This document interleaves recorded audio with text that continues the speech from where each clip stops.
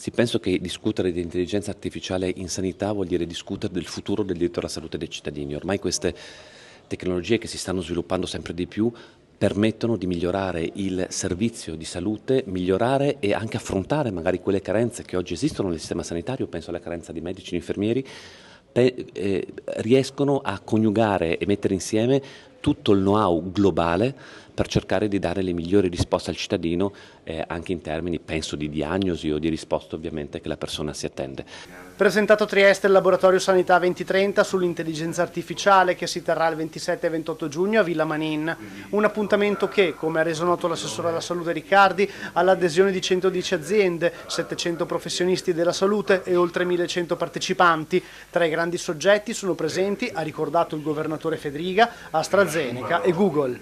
Ci sarà anche Google, con il quale ovviamente stiamo installando una collaborazione molto costruttiva, una multinazionale, penso tra le più avanzate, se non la più avanzata in termini di intelligenza artificiale, e su questo ovviamente siamo orgogliosi che anche diciamo, i multinazionali, dalle più importanti sono la più importante, scelgano il Friuli Venezia Giulia anche per presentarsi e per presentare il loro know-how. Poi c'era AstraZeneca per esempio sul farmaceutico, ma ci saranno moltissime realtà che saranno presenti a Villa Manin.